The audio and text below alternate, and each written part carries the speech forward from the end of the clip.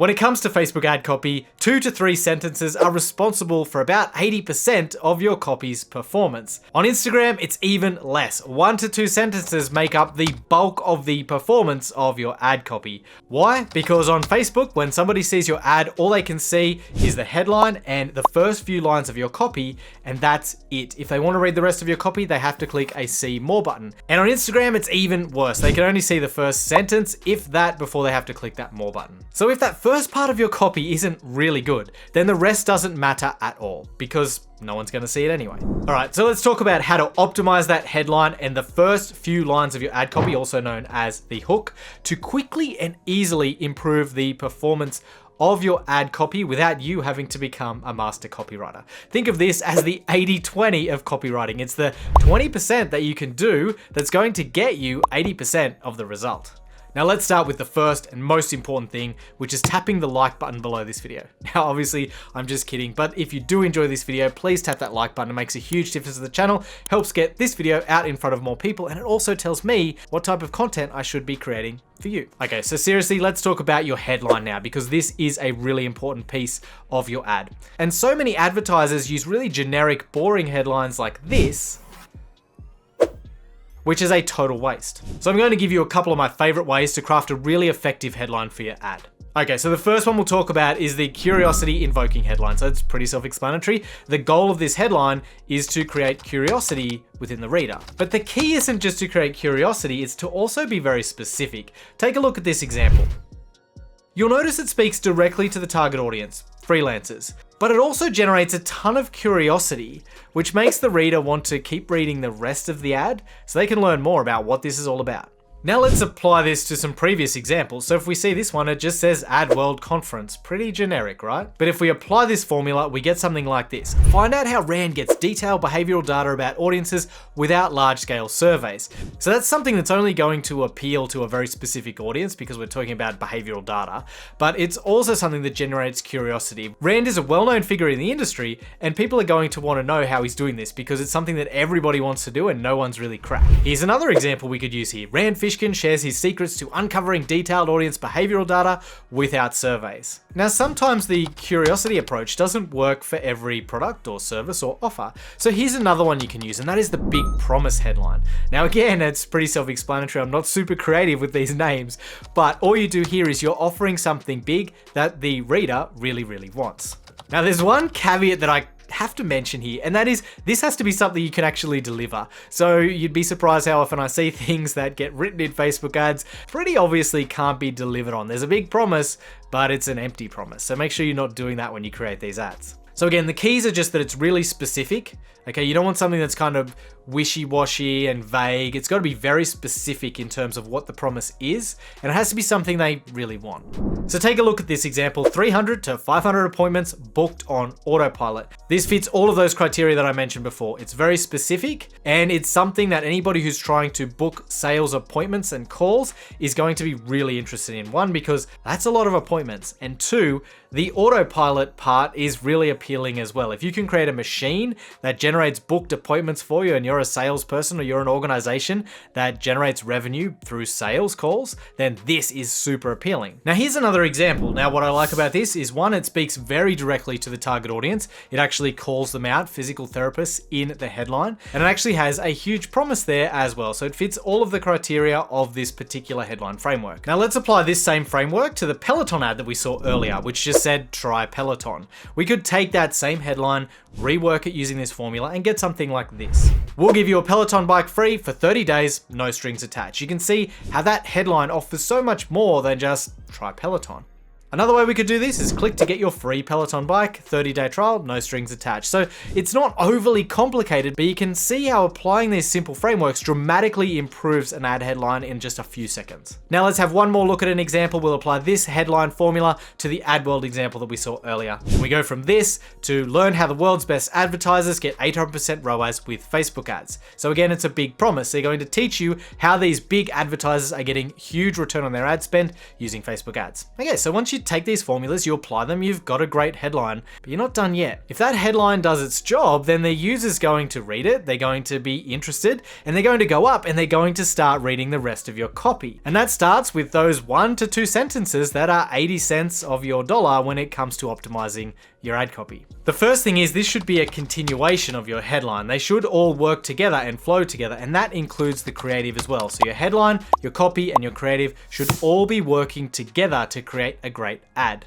In other words, they should complement each other. You don't want them to feel like a mismatch for obvious reasons. It feels disjointed. And one thing that I see really often that you want to avoid as well is repetition. If these things are just repeating each other, then you're just wasting space. Take a look at this example where the image and the headline say exactly the same thing. That's a missed opportunity to actually give the reader more information in that valuable real estate that they can see up front when they first see your ad. So you want to make sure you're not making that mistake as well. When it comes to the first few lines of your ad copy, it's really easy to do something like this. This is an Instagram ad, and as you can see, the only thing that's visible here is 2 single words, and it doesn't tell you much about the product or the offer or what makes it special. Or take a look at this example on Facebook. It's imagine this, and then we've got a little bit of a sentence, but it's cut off before it actually gets to the point or actually hooks me in. Now, both of these ads can be improved in a big way pretty quickly just by changing those opening few lines in the copy. And I'm about to show you how, including my favorite formulas for doing that, and you'll be pretty surprised at the transformation in these ads with just a few little tweaks. But before I do, I just want to take a quick moment to tell you about the sponsor of this week's video, Skillshare. Skillshare is an online learning community with thousands of inspiring classes for anyone who wants to learn new skills. Whether that be for personal or business growth, there are courses on Skillshare for almost anything. If you've got a specific skill you want to learn, Skillshare is the perfect place to start. From copywriting to graphic design to video editing, sales, and so much more.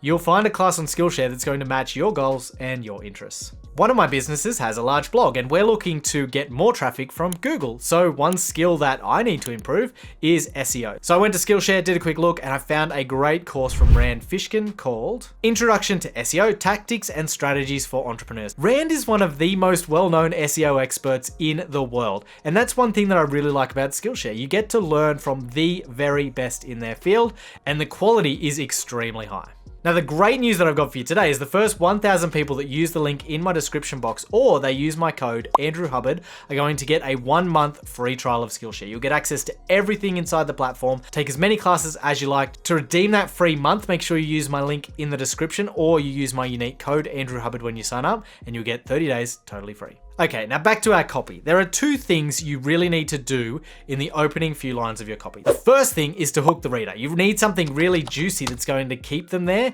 wanting to continue reading. The second thing you want to do is create an open loop. If you can create an open loop that makes people really want to click that read more button so they can continue reading the text because they need to know the answer or they need to know the conclusion to what you've started in those opening few lines of copy, then that is another fantastic tool. Or another way to say it is the goal of those first few lines of your ad copy is really simple. It's to get the reader to click the more button or read more on Facebook. If it does that, it's done its job. Now, if we go back to this example, you can see it doesn't really do either of those things. There's no hook and there's no open loop that makes me want to click that button to keep reading. We've got, imagine this, every single bit of marketing content you'll ever need. And then it just kind of ends. But if we expand the text out, we actually see this. We've got a lot of copy and it's pretty good copy and it's nicely spaced out, which usually is a great thing because it makes readability even easier, which means people are going to read more of the copy itself. And that's smart, but they've just overlooked the impact that all of this pretty spacing has on the first few lines of their copy and how that appears at first on Facebook and Instagram. If we simply remove a few of those new lines and empty space at the top and move things around a little bit, we could create something like this. Every single bit of marketing content you'll ever need handed to you on a silver platter, 100 plus templates for just, and we deliberately would create a new line there so that it just leaves ... and the more button. And what that does is it creates our open loop. So as you can see, this is a much more juicy opening line. It tells you exactly what you're going to get and the sentence is complete. It's not cut off. And it also cuts off just at the right time when we're about to tell them the price. So there's an open loop there. People want to see that price, so they are going to click the more button. A few tiny little tweaks and it makes this copy much better. Well, does it? I don't know. Let me know in the comments. The thing here is with the opening first lines of your copy, it's not the place to beat around the bush. Get to the point. You need to clearly articulate what it is you're offering, why it's great, and give the user a good reason to want to keep reading. Now here's a great example of this done really well in a Facebook ad. So I saw this ad straight away and I noticed, boom, great hook, and you can see how they've created that open loop. So ask yourself, how can you do something similar for your own ads? Here's another example, free beer. All right, I'm reading, but I read that first line and it says, how does a fully stocked beer fridge sound? Well, yeah, I mean, of course that sounds great, right? That sentence in itself is actually completely useless and unnecessary. You don't need to have it there. We're wasting our most valuable real estate when it comes to our copy with a question that's kind of benign. If we just change that a little bit to be more direct, more to the point, and just say something like, purchase a new beer fridge this summer and we'll fill it to the brim with free beer. Here's how to take advantage of this limited time free offer, ... Then you can see we're doing both of those things. Much more direct. We're telling them exactly what the offer is and why it's amazing. And then we're creating an open loop so they want to click and learn how to actually get the offer. You'll notice something else I did there was I added limited time because I really want to stress that there is urgency here. So if you want the free beer, you got to get in quick.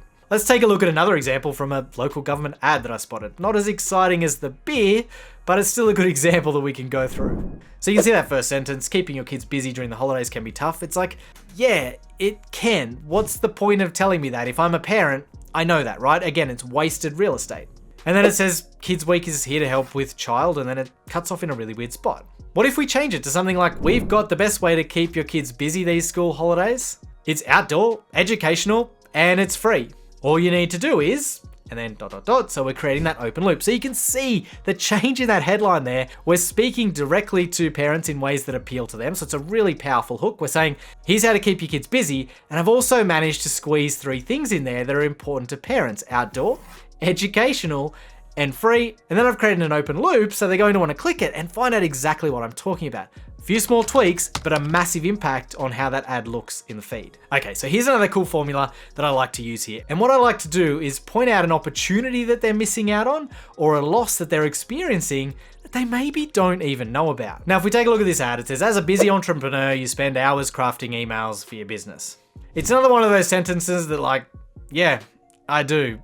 So what, right? But I noticed further in their ad copy, they really talk about how a lot of emails that you send actually go to spam or they don't end up getting opened at all. Now that gives me a great idea to apply this formula. Now, if we change it up and say something like this, up to half the leads in your inbox never see your emails. The way to avoid hitting the spam folder is ... and then we have the more button. Now that is way more appealing because you're telling them, hey, you've got a problem that you might not know about. And that is that up to half of your leads aren't even seeing your emails. Got the solution. You need to stay out of the spam box and here's how to do it. So we've identified a problem that they maybe didn't know they had and we've done it very, very clearly and in just one short sentence. And then we've started to tell them how to fix it, but it cuts off at just the right point that they need to click that more button to keep reading. So we've got an open loop there as well. Very simple. I took that from the existing copy that they had. So, I mean, they had the right bones there, but just making this small change, again, huge difference to the ad. Still with me? Okay, let's look at another really good example and a really cool formula here. And this one's actually my favorite. But before I do, I'll just mention, if you want to get stuff like this, like these kind of examples and what's working and what's not, and how to do these things with your ads, make sure you sign up to my newsletter because I send out tons of stuff like this, plus a bunch of other exclusive content that I don't share elsewhere. If you're not on the newsletter, you're not going to get it. So make sure you've clicked the link in the description box and signed up if you haven't already. Now on to this next formula or framework that I like to use, and that is contradicting a commonly held belief. So we want to be contrarian or contradictory of a commonly held belief that your audience holds. Because what happens when you do that is it triggers this reaction where they're instantly curious. If you just believe something is true and you've thought of it that way your whole life, or as long as you've been in your particular industry and you've never really questioned it, but suddenly you see this ad and it's like, hey, you know, what you think is wrong, then of course you're going to want to keep reading. That's why this is so effective. So let's look at that previous example. Something that's generally accepted in the email marketing world is that email open rates are quite low. So if we now apply this framework, we could spice it up a little just by doing this. 20% email open rates are not normal. You can do much better. We know because we hit 50% open rates regularly. Here's how, ... Now that opening contradicts that belief that 20% is great, it's industry average, and tells them no. You can do much better than that. We do 50% and here's how we do it. They're going to want to click that, they're going to want to read more. They're either going to want to argue the point with you, or they want to learn so they can do it themselves. But either way, you're going to get great engagement, you're going to get lots of people reading, and the ad is going to perform much better than the previous version. Now, one thing we haven't talked about is how to improve the rest of your copy, the bit that's below the fold or below that see more button. If you want to learn how to do that, check out this video next. That goes into how to improve your copy in general and goes into all of those other components as well. As always, thanks so much for watching. I'll see you in the next video. Bye.